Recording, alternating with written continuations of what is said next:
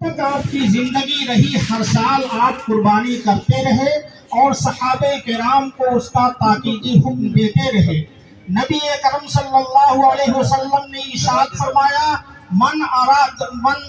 من وجد سعة لأن يضحي فلم يضحي فلا يقربن مصلانا، کہ وہ شخص جس کے پاس قربانی کرنے کی استطاعت اور طاقت ہو لیکن اس کے باوجود وہ قربانی نہ کرے تو ہماری عیدگاہوں کے قریب نہ آئے۔ اور ایک دوسری روایت میں آپ صلی اللہ علیہ وسلم نے فرمایا کہ اے لوگوں، ہر گھر والے پر سال کے اندر ایک بار قربانی دینی ہے، لہذا جو شخص بھی قربانی کی استطاعت اپنے اندر پاتا ہو، اس کی طاقت رکھتا ہو، تو اسے ہر حال میں قربانی کرنی چاہیے، اور اس سے غفلت اور سستی کسی طور پر بھی جائز اور درست نہیں ہے۔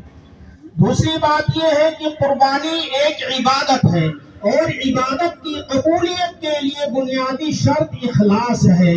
کہ ہم اللہ رب العالمین کی رضا کے لیے اپنی قربانی کو پیش کریں، اس لیے کہ اللہ تبارک و تعالیٰ نے ہمیں اسی کا حکم دیا ہے اور اسی کی تاکید کی ہے۔ فرمایا لن ینال اللہ لحومها ولا دماؤها ولکن ینالہ التقوی منکم، کہ تمہاری قربانی کا گوشت یہ ہم کو نہیں پہنچتا کہ کون کتنا موٹا جانور ذبح کر رہا ہے، لیکن تمہارے دلوں کا تقوی مجھے پہنچتا ہے، کس نیت سے، کس جذبے سے تم یہ قربانی کر رہے ہو۔ اور نبی اکرم صلی اللہ علیہ وسلم نے ارشاد فرمایا ان اللہ لا ينظر الى صورکم ولا الى اجسادکم ولکن ينظر الى قلوبکم واعمالکم، کہ اللہ تعالیٰ تمہاری شکلوں اور صورتوں کو نہیں دیکھتا کہ کون کالا ہے، کون گورا ہے، کون موٹا ہے، کون پتلا ہے، نہیں، اللہ تعالیٰ کو اس سے کوئی سروکار، اللہ تعالیٰ کو تو سروکار ہے بس تمہارے دلوں اور تمہارے عملوں سے۔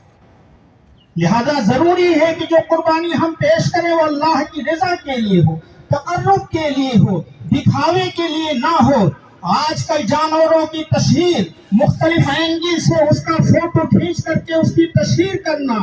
اور فخر و مباحات کی بولی لگانا کہ ہم نے اتنے قیمت کے جانور خریدے ہیں، 50 ہزار قیمت کا جانور میں لے کر کے آیا ہوں، اور اس طریقے سے فخر و مباحات اور ریاکاری کرتے ہیں، تو یاد رکھیے کہ اس طرح کا عمل ہمارے قربانی کے ثواب سے ہمیں محروم کر سکتا ہے۔ لہذا ہمیں پورے اخلاص کے ساتھ یہ قربانی پیش کرنی چاہیے۔ دوسری بات یہ ہے کہ اسلام نظافت، طہارت، صفائی ستھرائی کا دین ہے۔ اللہ تبارک و تعالیٰ کا ارشاد ہے ان اللہ یحب التوابین ویحب المتطہرین، کہ اللہ تعالیٰ توبہ کرنے والوں سے محبت کرتا ہے اور خوب صفائی رکھنے والوں کو اپنا محبوب بنا لیتا ہے۔ صفائی اور ستھرائی کو اسلام میں نصف ایمان قرار دیا گیا ہے، اور اتنا ہی نہیں بلکہ اسلام نے ہر مسلمان پر واجب کیا ہے کہ دن کے اندر وہ 5 مرتبہ اپنے طہارت کا جائزہ لے، کہ اس کا جسم پاک ہے، اس کا کپڑا پاک ہے، اس کی جگہ پاک ہے۔ یعنی نماز سے پہلے حکم دیا گیا کہ وہ اپنے ظاہری اور باطنی ہر طرح کی گندگیوں سے پاک و صاف ہو کر کے